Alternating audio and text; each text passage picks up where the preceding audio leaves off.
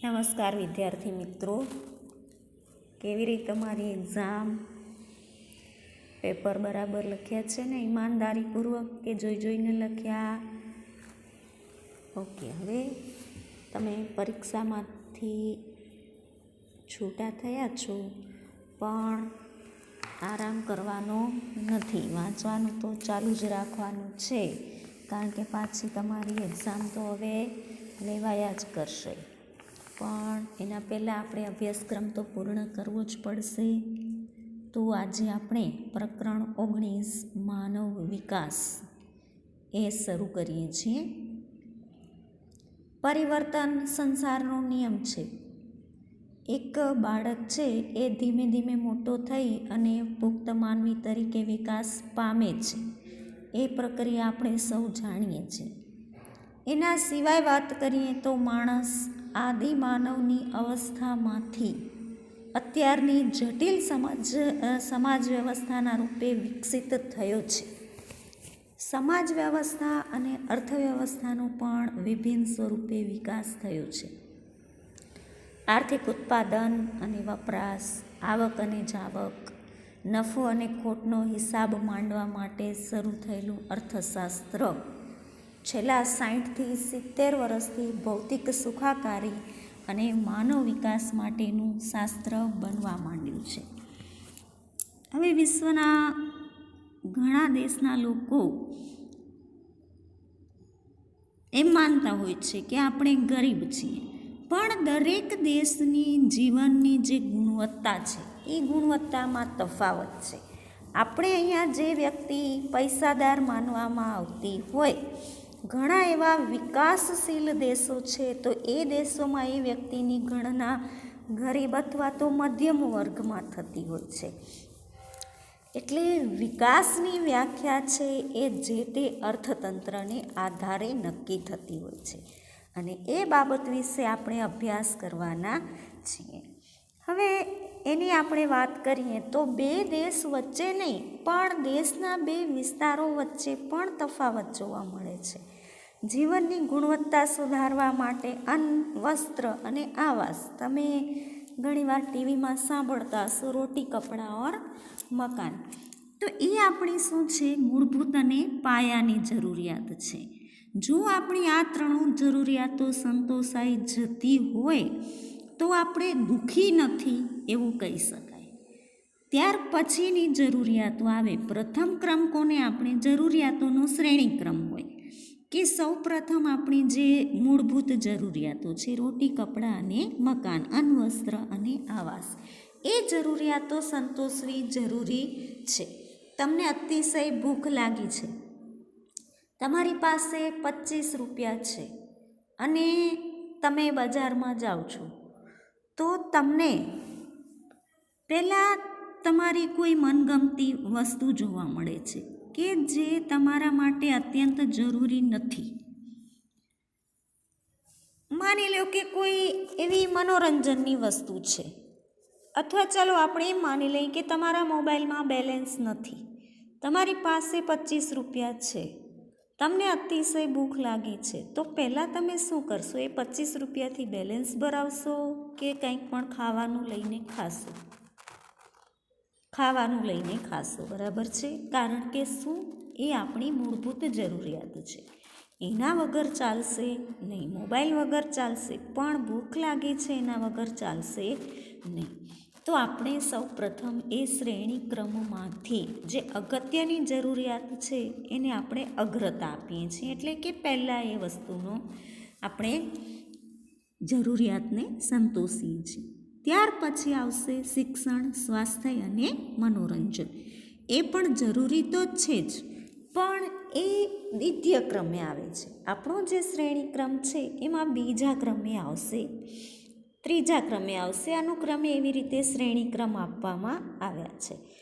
હવે આ બધી જરૂરિયાતો છે એ ગૌણ જરૂરિયાતો છે. જરૂરિયાત તો છે જ, એના વગર ચાલશે નહીં, પણ જે મૂળભૂત જરૂરિયાતો છે એ ફરજિયાત પૂરી કરવી પડે. અને કદાચ અમુક જરૂરિયાતો નથી સંતોષાતી, મનોરંજન છે કે બીજી કોઈ જરૂરિયાત છે, સુખ સગવડની વસ્તુઓની જરૂરિયાત છે, એ કદાચ નથી સંતોષાતી તો એના વગર આપણે કદાચ ચલાવી લઈશું. તો આ બધી જરૂરિયાતો છે. હવે આ પ્રસ્તુત પ્રકરણમાં આપણે માનવ વિકાસ શું છે અને માનવ વિકાસના આંકમાં ભારતની પરિસ્થિતિ શું છે, આપણે ક્યાં સ્થાને છીએ એની આપણે જાણકારી મેળવવાની છે. એ બાબતોનો આપણે અભ્યાસ કરવાનો છે. એના પહેલાં આપણે જોઈએ માનવ વિકાસનો અર્થ શું છે. તો આ શબ્દનો ઉપયોગ પ્રસાર માધ્યમોમાં, રાજકીય નેતાઓના મોઢે આપણે સાંભળતા હોઈએ છીએ. જુદી જુદી જે સામાજિક સંસ્થાઓ છે એના મોઢામાં એ લોકો પાસેથી સાંભળતા હોઈએ છીએ.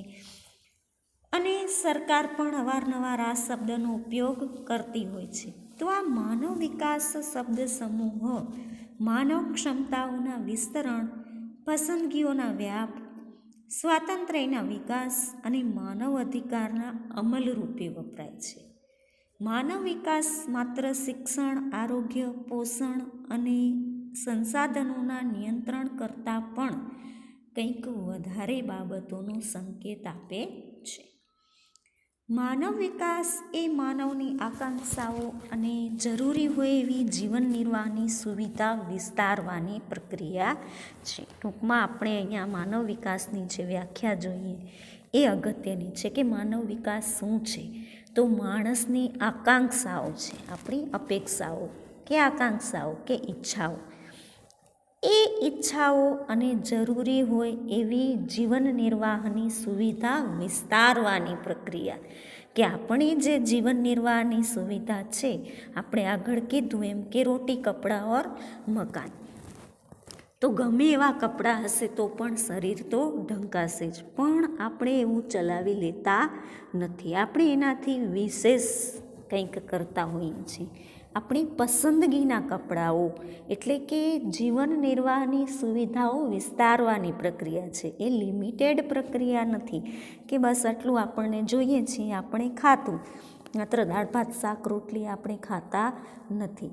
અલગ અલગ વસ્તુઓ આપણે જમવામાં લેતા હોઈએ છીએ. તો આ માનવ વિકાસ એવી પ્રક્રિયા છે કે જેમાં આપણી માત્ર જરૂરી જ છે એવી વસ્તુઓથી કંઈક આગળ, એવી સુવિધાઓથી આગળ વિસ્તારવાની પ્રક્રિયા છે. એવું કોણે કીધું? તો UNDP. હવે માનવ વિકાસ એ UNDP શું છે આપણે ડિટેલમાં આગળ અભ્યાસ કરીશું. હવે માનવ વિકાસ એ વિકાસની દિશામાં માનવ કેન્દ્રિત અભિગમ છે. માનવ વિકાસનો ઉદ્દેશ્ય દરેક માટે જીવનની એક સરખી પરિસ્થિતિ ઊભી કરવાનો છે. એનાથી શું થાય કે લોકો પોતાની પ્રતિભા અનુસાર સાર્થક અને સર્જનાત્મક જીવન જીવી શકે. લોકોને એમ થાય કે મારી આટલી જરૂરિયાતો છે, એ જરૂરિયાતો પૂર્ણ થવી જોઈએ, મને આટલી વસ્તુ જોઈએ છે, મને મળવી જોઈએ. તો એ પ્રતિભા પ્રમાણે વ્યક્તિની સર્જનાત્મક જીવન જીવવાની તક એને પ્રાપ્ત થાય. શરૂઆતમાં માત્ર આર્થિક વિકાસને જ માનવ વિકાસ તરીકે માપવામાં આવતો હતો કે ભાઈ વ્યક્તિ પાસે પૂરતા પ્રમાણમાં ધન દોલત છે તો એ માનવ વિકાસની વ્યાખ્યા શરૂઆતના સમયમાં હતી. જે દેશની માથાદીઠ આવક વધુ છે એ દેશનો વિકાસ વધારે એવો જ માપદંડ પહેલાંના સમયમાં ગણાતું. અને એને લીધે શું થતું કે દરેક દેશે એની કુલ રાષ્ટ્રીય પેદાશ પર ધ્યાન કેન્દ્રિત કર્યું. એટલે કે એ લોકોએ એવું જ વિચાર્યું કે જે દેશની માથાદીઠ આવક વધારે છે, એ વિકસિત દેશ છે, ત્યાં માનવ વિકાસ વધારે છે, તો બધા દેશો એવો જ પ્રયાસ કરતા કે રાષ્ટ્રીય પેદાશો વધારે થાય. આર્થિક વિકાસ છતાં પણ લોકોના જીવન ધોરણમાં કોઈ જ ફેરફાર થતો નહીં. દેશનો વિકાસ થાય, એની માથાદીઠ આવકમાં વધારો થાય, પણ લોકોના જીવન ધોરણમાં કોઈ જ ફેરફાર થાય નહીં. માથાદીઠ આવક વધવા છતાં પણ લોકોના જીવન ધોરણ કે લોકોની સુખાકારી ઉપર એટલી બધી અસર થઈ નહીં. એટલે માત્ર આર્થિક વિકાસથી જ માનવ વિકાસ થઈ શકે છે એમ કહી શકાય નહીં. માત્ર આવક નહીં, પણ એ આવકનો ઉપયોગ કઈ રીતે કરવો એના પર માનવ વિકાસનો આધાર છે. કોઈ એક વ્યક્તિ છે, એની પાસે માની લો કે કરોડ રૂપિયા છે. હવે કરોડ રૂપિયામાંથી એક આલિશાન મકાન બનાવે છે, બરાબર છે. હવે એણે મકાન બનાવી લીધું અને એમાં એ રહે છે, તો એના કારણે વિકાસ થશે નહીં. પણ એ જ કરોડ રૂપિયા છે, એ વ્યક્તિએ કોઈ ઉદ્યોગ ધંધો સ્થાપવામાં, નાનો એવો લઘુ ઉદ્યોગ કે કુટીર ઉદ્યોગ સ્થાપવામાં એ કરોડ રૂપિયા એ વાપરે છે, તો શું થશે? એની આવકમાં વધારો થશે. એટલે એની પાસે જે રૂપિયા છે એ રૂપિયા એણે ક્યાં વાપર્યા એના આધારે માનવ વિકાસ નક્કી થશે. એટલે આર્થિક વિકાસથી જ માનવ વિકાસ થાય છે એવું એ નહીં. અને માનવ પોતાની આવકનો ઉપયોગ કઈ રીતે કરે છે એના પર માનવ વિકાસનો આધાર છે. માનવ વિકાસના 4 આવશ્યક સ્તંભો છે: સમાનતા, સ્થિરતા, ઉત્પાદકતા અને સશક્તિકરણ. એમાં સૌપ્રથમ આપણે માનવ વિકાસ શું છે એ જોઈએ. તો માનવ વિકાસ એટલે માનવીને પોતાની રસ, રુચિ, આવડત, બુદ્ધિ અને ક્ષમતા પ્રમાણે સફળ અને સર્જનાત્મક જીવન જીવવામાં સહાયક બને, એને વિકાસ કહેવાય. માનવ ક્ષમતાઓનું નિર્માણ થાય, સમાનતા પ્રાપ્ત થાય અને વિવિધ ક્ષેત્રોમાં પસંદગીઓનો વ્યાપ વધે. પહેલાં તમે કદાચ પ્રાચીન સમયની વાત કરીએ તો બજારમાં તમે 100 રૂપિયા લઈને જાઓ છો તો તમને પસંદગીની એટલી બધી વસ્તુઓ મળતી નહીં. પણ અત્યારે તમે કોઈ એક દુકાનમાં જાઓ તો એ દુકાનમાં તમને કોઈ એક વસ્તુ લેવી છે. માની લો કે તમને સાબુ લેવો છે, તો તમને અસંખ્ય બ્રાન્ડના સાબુઓ જોવા મળશે. તો માનવ ક્ષમતાનું નિર્માણ થાય, સમાનતા પ્રાપ્ત થાય અને વિવિધ ક્ષેત્રોમાં પસંદગીઓનો વ્યાપ વધે, એને કહેવાય માનવ વિકાસ. માનવી તંદુરસ્ત, આરોગ્યમય, સ્વસ્થ અને દીર્ઘાયુ જીવન જીવે. માહિતી અને શિક્ષણ દ્વારા જ્ઞાન પ્રાપ્ત કરે. પહેલાં એવું હતું કે તમને કોઈ વિષય પર માહિતી કે જ્ઞાન પ્રાપ્ત કરવું છે તો અસંખ્ય પુસ્તકો ઉથલાવવા પડતા. પણ હવે તમે ગૂગલમાં માત્ર કંઈ પણ જાણવું છે તો લખી અને સર્ચ મારો એટલે તમને જેટલી જોઈએ એટલી એના વિશેની માહિતી પ્રાપ્ત થશે. તો માહિતી અને શિક્ષણ દ્વારા જ્ઞાન પ્રાપ્ત થાય એને માનવ વિકાસ કહેવાય. અને એ બાબતમાં ખરેખર અત્યારના સમયમાં માનવ વિકાસનો અર્થ સાર્થક થયો છે. ત્યાર પછી આર્થિક ઉપાર્જનની તકો પ્રાપ્ત થાય. ઊંચા જીવન ધોરણ માટે કુદરતી સંસાધનોનો સમાન રીતે ઉપલબ્ધ બને. ગુણવત્તાસભર જીવનશૈલી પ્રાપ્ત થાય. ગંદકીનો યોગ્ય નિકાલ થાય અને સ્વાસ્થ્ય સંબંધી પરિસ્થિતિ સુધરે. વ્યક્તિગત અને સામાજિક સુરક્ષા પ્રાપ્ત થાય અને માનવ પોતાના અધિકારોનો પૂરેપૂરો ઉપયોગ કરે. માનવ અધિકારો શું છે એ આપણા બંધારણ પ્રમાણે, ભારતીય બંધારણ પ્રમાણે જે માનવ અધિકારો છે એના વિશેની માહિતી તમે 9મા ધોરણમાં મેળવી ચૂક્યા છો. તો એ માનવ અધિકારોનો આપણે પૂરતા પ્રમાણમાં ઉપયોગ કરીએ તો આવી બધી તમામ તકોના સર્જન અને વિસ્તરણ સાથે માનવ વિકાસને સંબંધ છે.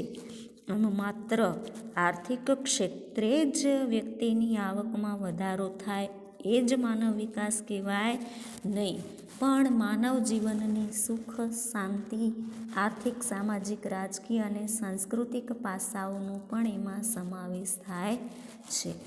વિકાસશીલ દેશોમાં નવીન સુધારા પ્રત્યે ઉદાસીનતા કે સૂગ, નીચી આકાંક્ષા, નિરક્ષરતા, સાહસવૃત્તિનો અભાવ, વહેમ અને અંધશ્રદ્ધા, જૂનવાણી માનસ, જૂની પુરાણી રૂઢિઓ અને રિવાજો, એ ઉપરાંત ભૌતિક અને કુદરતી સંસાધનોનો અપૂરતા પ્રમાણમાં ઉપયોગને કારણે પ્રાચીન સમયમાં માણસ પોતાનો આર્થિક અને સામાજિક વિકાસ સાધી શક્યો નહોતો, પણ હવે આપણે વિકાસ તરફ પ્રયાસ કરી રહ્યા છીએ. હવે માનવ વિકાસ આંક શું છે? તમે ઘણી વખત માનવ વિકાસ સૂચકાંક વારંવાર આ શબ્દ સાંભળતા હશો, તો અત્યારે આપણે જાણી લઈએ કે ખરેખર એ છે શું. નોબેલ પારિતોષિક વિજેતા ભારતીય મૂળના અર્થશાસ્ત્રી અમર્ત્ય સેને માનવ વિકાસ આંકની વિભાવના કરી અને તે અન્વયે પ્રથમ માનવ વિકાસ અહેવાલ 1990માં પ્રકાશિત કરવામાં આવ્યો હતો. ત્યારથી તે અન્વયે સંયુક્ત રાષ્ટ્ર વિકાસ કાર્યક્રમ દ્વારા દર વર્ષે માનવ વિકાસ અહેવાલ પ્રસિદ્ધ કરવામાં આવે છે અને એમાં જુદા જુદા દેશોના વિકાસ અંગે જુદા જુદા નિર્દેશકોના આધારે એક વૈશ્વિક વિશ્લેષણ રજૂ કરવામાં આવે છે. અને સંયુક્ત રાષ્ટ્ર વિકાસ કાર્યક્રમ, આપણે આગળ યુએનડીપી કહેતા હતા, તો યુએનડીપી શું છે? તો સંયુક્ત રાષ્ટ્ર વિકાસ કાર્યક્રમ છે. એના દ્વારા પ્રકાશિત થયેલ પ્રથમ માનવ વિકાસ અહેવાલમાં માનવ વિકાસ આંકનો ખ્યાલ પ્રસ્તુત થયો હતો, જેમાં માનવ વિકાસ આંકમાં 3 નિર્દેશકોનો સંયુક્ત રીતે ઉપયોગ કરવામાં આવ્યો હતો.